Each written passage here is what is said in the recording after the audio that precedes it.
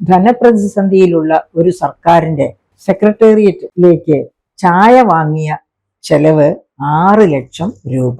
അതായത് ചായ കുടിച്ചും സർക്കാരിന്റെ ധനപ്രതിസന്ധിക്ക് ആക്കം കൂട്ടാം എന്ന് നമ്മൾ ഇപ്പോഴാണ് മനസ്സിലാക്കുന്നത്.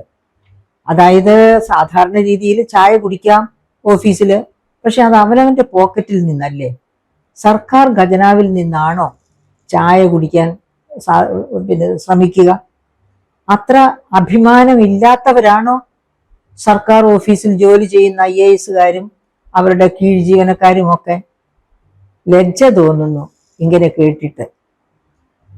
അപ്പോ അവരെ ആതിഥ്യ മര്യാദ, ഗവൺമെന്റ് ഓഫീസിൽ എന്ത് ആതിഥ്യ മര്യാദയാണ് കാണിക്കേണ്ടത്? അമേരിക്കൻ പ്രസിഡന്റോ അതുമല്ലെങ്കിൽ റഷ്യൻ പ്രസിഡന്റോ ഒന്നും അല്ലല്ലോ അവിടേക്ക് വരുന്നത് അത്ര ആതിഥ്യ മര്യാദ കാണിക്കാനായിട്ട്. സാധാരണ ആരെങ്കിലും അവനവന്റെ കാര്യം കാണാൻ വേണ്ടിയാണ് തീർച്ചയായിട്ടും ഒരു ഗവൺമെന്റ് ഓഫീസിൽ വരുന്നത്. ഗവൺമെന്റിന്റെ കാര്യം കാണാനായിരിക്കത്തില്ല, അവനവന്റെ കാര്യം കാണാനായിരിക്കും. അങ്ങനെ വരുന്നവർക്ക് ചായയൊക്കെ കൊടുത്ത ആതിഥ്യമൊക്കെ അരുളി പോകുന്നത് എനിക്ക് തോന്നുന്നു ഈ പുറംചൊറിയലിന്റെ ഒരു ഭാഗമാണ്. ഒരു IAS കാണാൻ വേറൊരു IAS അല്ലെങ്കിൽ വേറൊരു വ്യവസായിയോ അല്ലെങ്കിൽ അങ്ങനെ ആരെങ്കിലും വരുമ്പോൾ ചായയൊക്കെ കൊടുത്ത് വലിയ താല്പര്യപൂർവ്വം സൽക്കരിച്ച് വിട്ടു കഴിയുമ്പോൾ തനിക്കും ഇതുപോലെ ഒരു ട്രീറ്റ്മെന്റ് തിരിച്ചും കിട്ടും എന്നൊരു ചിന്ത, ആ ചിന്ത കൊണ്ടായിരിക്കണം അങ്ങനെ. പിന്നെ ചായ മേടിച്ച് അതിഥിക്ക് കൊടുക്കുന്നു, അതിഥിയെ സൽക്കരിക്കുന്നു, ശരി തന്നെ. അപ്പോഴെന്തിനാ ഈ കൂടെയുള്ള ജീവനക്കാർക്കും ഒക്കെ വാങ്ങിച്ചു കൊടുക്കുന്നു? അല്ലെങ്കിൽ ഈ 6 ലക്ഷമൊന്നും വരില്ലല്ലോ. 3 മാസം കൊണ്ടുള്ള ചെലവാണ് 6 ലക്ഷം എന്ന് പറയുന്നത്. അപ്പൊ 6 ലക്ഷം വരണമെങ്കിൽ ആ ഓഫീസിലെ മറ്റ് സ്റ്റാഫിനും ഒക്കെ ഏതായാലും ഞാൻ കുടിക്കുന്നു, എൻ്റെ ഗസ്റ്റിന് കൊടുക്കുന്നു, അപ്പൊ ഇവർക്കും കൂടെ കൊടുത്തേക്കാം, അവര് ഒരു വെനമസ് കണ്ണുകൊണ്ട് കാണണ്ട എന്ന് വിചാരിച്ചാകും അവരെയും കൂടി. എന്തായാലും ഞാൻ ഇവിടെ ഓർക്കുന്നത് റാറ്റെ ഫാക്ടർ എന്നൊരു പ്രത്യേക ഫാക്ടറാണ്. എന്താണ് ഈ റാറ്റെ ഫാക്ടർ എന്നല്ലേ? ഡിക്ഷണറി എടുത്തു നോക്കി, ഇംഗ്ലീഷ് ഡിക്ഷണറി എടുത്തു നോക്കിയാൽ കാണില്ല കേട്ടോ. അതൊരു ലാറ്റിൻ പദത്തിൽ നിന്ന് വന്നിരിക്കുന്ന ഒരു ഫാക്ടറാണ് ലാറ്റെ ഫാക്ടർ എന്ന് പറയുന്നത്. എന്താണ് ഈ ലാറ്റെ ഫാക്ടർ എന്ന് പറയുന്നത്? അതായത് ചെറിയ ചില ശീലങ്ങൾ തുടങ്ങുന്നു. അതായത് ഇപ്പൊ IAS ഓഫീസിലേക്ക്, പ്രിൻസിപ്പൽ സെക്രട്ടറിയുടെ ഓഫീസിലേക്ക്, അങ്ങനെ അല്ലെങ്കിൽ ഡെപ്യൂട്ടി സെക്രട്ടറിയുടെ ഓഫീസിലേക്ക് ഒരു ആൾ വരുന്നു, ഒരു കാര്യം സാധിക്കാൻ വേണ്ടി വരുന്നു. അല്ലാതെ വെറുതെ സൗഹൃദ വിസിറ്റ് ഓഫീസ് ടൈമിൽ പറ്റത്തില്ലല്ലോ, അതിനാണല്ലോ പഞ്ചിങ് ഒക്കെ നടത്തുന്നത്. അപ്പൊ ഓഫീസ് ടൈമിൽ വരുന്നത് അങ്ങനെ എന്തെങ്കിലുമുള്ള സൗഹൃദ വിസിറ്റ് ആകാൻ സാധ്യതയില്ല, എന്തെങ്കിലും ആവശ്യം പ്രമാണിച്ച് വരുന്ന വിസിറ്റ് ആകാം. അപ്പോൾ ചായ കുടിച്ച് സാധാരണ രീതിയിൽ അങ്ങനെയുള്ള സൽക്കാരത്തിന്റെ ഒന്നും കാര്യമില്ല. പക്ഷെ എന്നാലും സാരമില്ല, എൻ്റെ സുഹൃത്തല്ലേ, ഒരു കപ്പ് ചായ കൊടുത്തേക്കാം, അങ്ങനെ വിചാരിച്ച് ഒരു കപ്പ് ചായ കൊടുക്കുന്നു. അതിൻ്റെ കൂടെ ഒരു കപ്പ് ചായയുടെ കൂടെ ഒരു കടി അല്ലെങ്കിൽ ഒന്നിലധികം തരം കടികൾ അങ്ങനെ സൽക്കരിച്ചു വിടുന്നു. ഇത് പതുക്കെ ആദ്യം ഈ വന്ന ഗസ്റ്റിന് മാത്രമായിരിക്കും കൊടുത്തത്. കുറച്ച് കഴിയുമ്പോഴത്തേന് ഈ ഗസ്റ്റ് മാത്രമല്ല, എൻ്റെ ചുറ്റുവട്ടത്ത് ഇരിക്കുന്നവരൊക്കെ ഇത് കാണുന്നുണ്ടല്ലോ, അവർക്കും കൂടെ ഇരിക്കട്ടെ ഓരോ കപ്പ് ചായ എന്ന് വിചാരിച്ച് അവർക്കും കൂടി ചായ കൊടുക്കുന്നു, അല്ലെങ്കിൽ കടിയും കൊടുക്കുന്നു. ഇങ്ങനെ വന്ന് 6 ലക്ഷത്തിലേക്ക് എത്തുന്ന ആ ഫാക്ടറാണ് ലാറ്റെ ഫാക്ടർ. അതായത് വളരെ ചെറിയ ചെലവിൽ തുടങ്ങി അത് വളരെ വലിയ ചെലവായിട്ട് വളർന്ന് ഒരു ദുശീലം പോലെ ആയി വന്ന് സംസ്ഥാനത്തെ കടക്കിണിയിലേക്ക് കൊണ്ടുപോകത്തക്ക രീതിയിലെ പല ഫാക്ടേഴ്സ് ഉണ്ട്. അതായത് ഈ പറയപ്പെട്ട ചായ കുടി മാത്രമല്ല, ഇതുപോലെ കണ്ടെടുക്കാവുന്ന ഒരുപാട് കാര്യങ്ങൾ കാണും. എല്ലാം കൂടി ചേരുമ്പോൾ അവയുടെ സംയുക്ത പ്രവർത്തനത്തിന്റെ ഫലമായിട്ടാകും സംസ്ഥാനത്തെ ഈ കടക്കിണിയിലേക്ക് കൊണ്ടുപോവുക. അപ്പൊ ലാറ്റെ ഫാക്ടർ സത്യം പറഞ്ഞാൽ ഇവിടെ അല്ല, ഇതിനേക്കാളും കൃത്യമായിട്ട് പറയാവുന്ന വേറൊരു സാധ്യത ഞാൻ പറയാം. അതായത് ഉദാഹരണത്തിന് ഒരു രസത്തിന് വേണ്ടി ഒരു പെഗ് അടിക്കാമെന്ന് വിചാരിക്കുന്നു.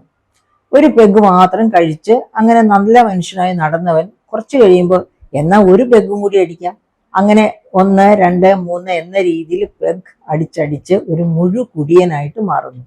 അതാണ് ലാറ്റെ ഫാക്ടർ. അങ്ങനെ മുഴുകുടിയനായിട്ട് മാറി ചിലപ്പോൾ കുടുംബത്തെ തന്നെ കൂട്ടാത്മഹത്യയിലേക്ക് കൊണ്ടുപോകാം. അതുപോലെ ഒരു സ്ത്രീയുടെ കണക്കെടുക്കുക, ആഭരണത്തിന്റെ ഒക്കെ വലിയ അഡ്വർടൈസ്മെന്റ്സ്, പാതാതികേശം സ്വർണ്ണമിട്ട സ്ത്രീകളുടെ അഡ്വർടൈസ്മെന്റ്സ് ഒക്കെ കാണുമ്പോൾ അവൾക്ക് തോന്നുന്നു എന്നാൽ കടയിൽ പോയിട്ട് ശമ്പളം കിട്ടിയ ദിവസമല്ലേ, ഇതുകൊണ്ട് കടയിൽ പോയിട്ട് എന്തെങ്കിലും ഒന്ന് വാങ്ങാം.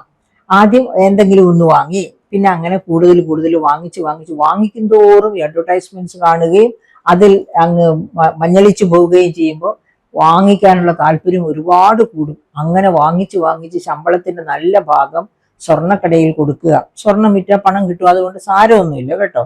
എങ്കിലും അത് സ്വർണമാണെങ്കിൽ കുഴപ്പമില്ല. പക്ഷേ വസ്ത്രക്കടയിലാണെങ്കിലോ സാരിയോ ചുരിദാറോ മേടിക്കുന്നിടത്താണ് ഇങ്ങനെ ചെലവഴിക്കുന്നതെങ്കിലോ, അതുമല്ലെങ്കിൽ ചായ കുടിച്ചാണെങ്കിലോ ശരി, ആദ്യം തന്നെ ഒരു ചായ കുടിക്കുന്നു, പിന്നെ അങ്ങനെ ആ ഒരു ചായ കുടി കടിയിലേക്ക് നീങ്ങുന്നു, ചായയും കടിയും, പിന്നെ സുഹൃത്തുക്കൾക്കും ചായ വാങ്ങിച്ചു കൊടുക്കുന്നു. അങ്ങനെ അങ്ങനെ അങ്ങനെ ദുർച്ചെലവ് ദൂർത്തിലേക്ക് പോകും. ഈ ലാറ്റെ ഫാക്ടറിന് അടിപ്പെട്ട് കഴിഞ്ഞാൽ ഏത് തരം ദൂർത്തിലേക്കും മനുഷ്യർ പോകും. അതിനെയാണ് ലാറ്റെ ഫാക്ടർ. ഒട്ടും നല്ല ഒരു ഫാക്ടറായിട്ടല്ല ആ കൺസംഷൻ തിയറികൾ ലാറ്റെ ഫാക്ടറിനെ ചൂണ്ടിക്കാണിക്കുന്നത്. ഇപ്പൊ ലേറ്റസ്റ്റ് ആയിട്ട് ഇവോൾവ് ചെയ്ത് വന്നിരിക്കുന്ന ഒരു തിയറിയാണ്. ഓക്കെ, അപ്പോൾ ലാറ്റെ ഫാക്ടർ ആകട്ടെ എന്ത് തന്നെയും ആകട്ടെ, സംസ്ഥാന ഖജനാവില്, അതായത് ഖജനാവിൽ പൂച്ച പറ്റി കിടക്കുന്നു എന്നാ പൊതുവെ രാഷ്ട്രീയക്കാർ തന്നെ പറയുന്നത്. അങ്ങനെ ഉള്ള ഒരു കാലിയായ ഖജനാവിലേക്ക് നിന്നാണ് ഇങ്ങനെ ഊറ്റിയെടുക്കുന്നത്. ഈ ഊറ്റിയെടുക്കുന്നത് തീർച്ചയായിട്ടും ലാറ്റെ ഫാക്ടർ അല്ലേ? ബഹുമാനപ്പെട്ട IAS-കാരെ, നിങ്ങൾ ഇതൊന്ന് മനസ്സിലാക്കിക്കൊണ്ട് വേണം മുന്നോട്ട് പോകാൻ.